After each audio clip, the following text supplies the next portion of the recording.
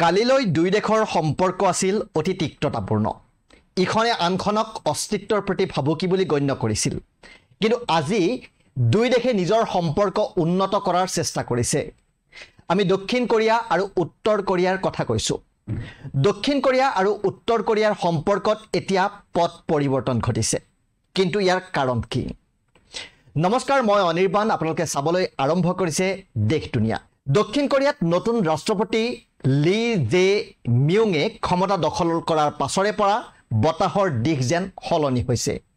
দুয়োখন কোৰিয়ান দেশৰ মাজৰ সম্পৰ্ক চম্ভালা দক্ষিণ কোৰিয়াৰ একত্ৰীকৰণ মন্ত্ৰালয়ে সোমবাৰে কৈছে যে দক্ষিণ কোৰিয়া চৰকাৰে কিম জং নেতৃত্বাধীন উত্তৰ কোৰিয়াৰ সৈতে সম্পৰ্ক উন্নত কৰাৰ বাবে বিভিন্ন পৰিকল্পনাৰ কথা বিবেচনা কৰি আছে।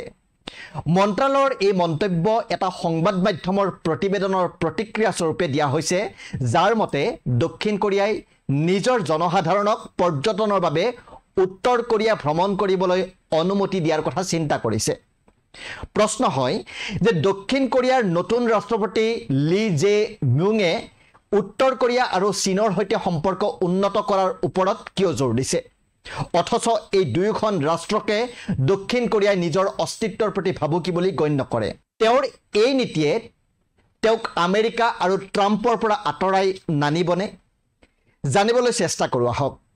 যোৱা জুন মাহৰ আৰম্ভণিতে 6 মাহৰ ৰাজনৈতিক অস্থিৰতাৰ অন্তত অৱশেষত দক্ষিণ কোৰিয়াই নতুন ৰাষ্ট্ৰপতি লাভ কৰিলে। সামৰিক আইন আৰু দুজন প্ৰাক্তন ৰাষ্ট্ৰপতিৰ বিৰুদ্ধে অভিযোগনামা দাখিলৰ বাবে ৰাজনৈতিক সংকটৰ সন্মুখীন হৈছিল দেশখন, আৰু এতিয়া এই দেশখনক নতুন ৰাষ্ট্ৰপতি লি জে মিউঙে নেতৃত্ব দিছে। লি জে মিউঙে বৈদেশিক নীতিৰ ক্ষেত্ৰত নিজকে প্ৰেগমেটিক বুলি কয়। তেওঁ কয় যে তেওঁ মতাদৰ্শতকৈ দক্ষিণ কোৰিয়াৰ জাতীয় স্বাৰ্থৰ দ্বাৰা অনুপ্ৰাণিত, আৰু তেওঁ কাৰ্যভাৰ গ্ৰহণ কৰাৰ লগে লগে চীন আৰু উত্তৰ কোৰিয়াৰ সৈতে সম্পৰ্ক উন্নত কৰাৰ কথা ইচ্ছা প্ৰকাশ কৰিছে।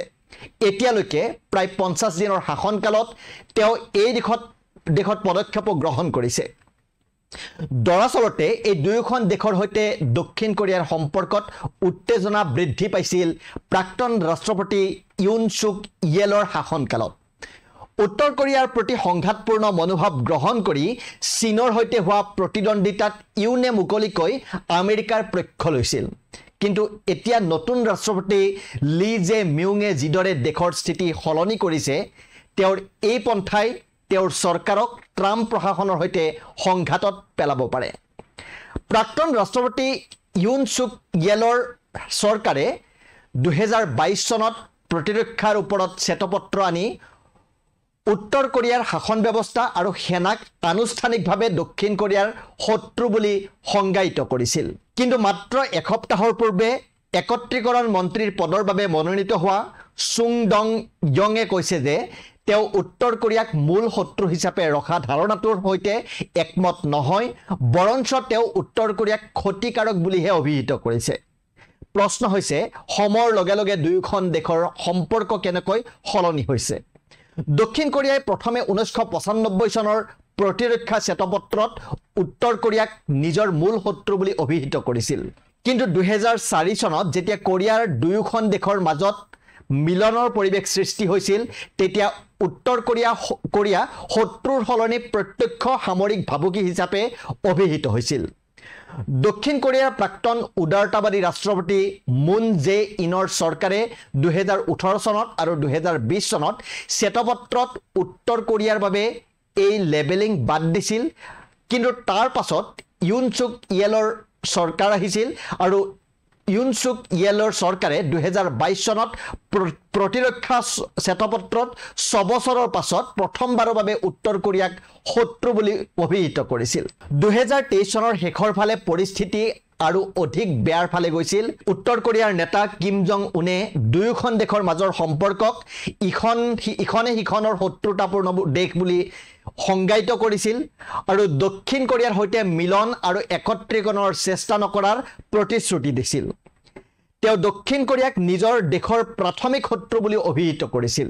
প্ৰচণ্ড শত্ৰুতাৰ মাজত ক্ৰমাৎ বৃদ্ধি পোৱা অপপ্ৰচাৰ যুদ্ধৰ অংশ হিচাপে উত্তৰ কোৰিয়াই যোৱা বছৰৰ পৰা দক্ষিণ কোৰিয়াৰ সৈতে সীমান্তৱৰ্তী অঞ্চলত এখন ভয়ানক চিনেমাৰ সাউণ্ড ট্ৰেক বজাই আহিছিল আনহাতে উত্তৰ কোৰিয়াই দক্ষিণ কোৰিয়াৰ দিশে জাবৰেৰে ভৰা বেলুনৰ বৰষুণ আৰম্ভ কৰিছিল ইয়াৰ প্ৰতিক্ৰিয়া স্বৰূপে দক্ষিণ কোৰিয়াই নিজৰ লাউডস্পিকাৰ উত্তৰ কোৰিয়াৰ মুখে ঘূৰাই দিছিল য'ত কেৱল কে-পপ গান বজোৱাই নহয় ডাঙৰ ডাঙৰকৈ বাতৰিও বজাইছিল কিন্তু এতিয়া দক্ষিণ কোৰিয়াৰ নতুন ৰাষ্ট্ৰপতি লি জে মিউঙে কথাবোৰ সলনি কৰিব বিচাৰিছে বিশ্বাস ঘূৰাই আনিবলৈ নতুন ৰাষ্ট্ৰপতিগৰাকীয়ে তেওঁৰ সেনাবাহিনীক সীমান্তৰ লাউডস্পিকাৰ বন্ধ কৰিবলৈ নিৰ্দেশ দিছে ইয়াৰ প্ৰতিক্ৰিয়া স্বৰূপে উত্তৰ কোৰিয়ায়ো সীমান্তৰ সিপাৰৰ পৰা অদ্ভুত আৰু বিৰক্তিকৰ শব্দ সম্প্ৰচাৰ কৰা বন্ধ কৰি দিছে এটা প্ৰশ্ন হৈছে কিয় উত্তৰ কোৰিয়াৰ সৈতে সম্পৰ্ক উন্নত কৰিব বিচাৰিছে নতুন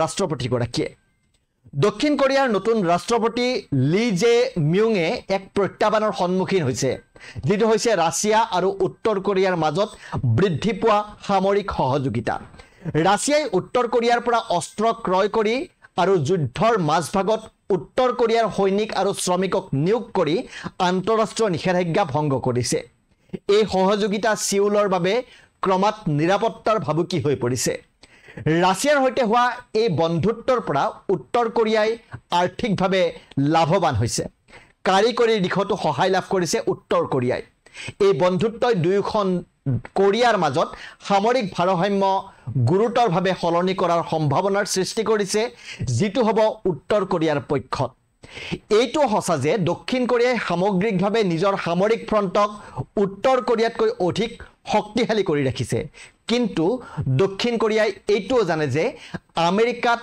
এনে এজন ৰাষ্ট্ৰপতি আছে যিয়ে আমেৰিকা ফাৰ্ষ্ট নীতি মানি চলে আৰু সামৰিকভাৱে আনক সহায় নকৰে যদিহে তাত তেওঁৰ নিজৰ লাভ নাথাকে নতুন ৰাষ্ট্ৰপতি লিৰ প্ৰেগমেটিক বৈদেশিক নীতিৰ দৃষ্টিভংগী চূড়ান্তৰ লক্ষ্য হৈছে দুয়োখন কোৰিয়াৰ মাজত স্থায়ী শান্তি অনা তেওঁৰ কৌশল ৰাছিয়া চীন আৰু উত্তৰ কোৰিয়াৰ সৈতে সম্পৰ্ক উন্নত কৰি উত্তেজনা হ্ৰাস কৰাৰ বৰ্তমানৰ ৰাষ্ট্ৰপতি লি আৰু প্ৰাক্তন ৰাষ্ট্ৰপতি ইউনে ৰাছিয়া উত্তৰ কোৰিয়াৰ সামৰিক সহযোগিতাৰ ভাবুকিৰ সৈতে মোকাবিলা কৰিবলৈ অতি ভিন্ন পন্থা ব্যৱহাৰ কৰিছে এফালে ৰাছিয়াই উত্তৰ কোৰিয়াৰ সৈন্য ব্যৱহাৰ বন্ধ নকৰালৈকে ইউক্ৰেইনৰ প্ৰতি সমৰ্থন বৃদ্ধিৰ প্ৰতিশ্ৰুতি দিছিল ইউনে ইউৰোপৰ প্ৰতি উত্তৰ কোৰিয়াই সৃষ্টি কৰা ভাবুকিৰ বিষয়ে সকীয়াই দি তেওঁ নাটোৰ সৈতে দেশখনৰ সম্পৰ্কৰ ওপৰত গুৰুত্ব আৰোপ কৰিছিল আৰু ইয়াৰ বিপৰীতে বৰ্তমানৰ ৰাষ্ট্ৰপতি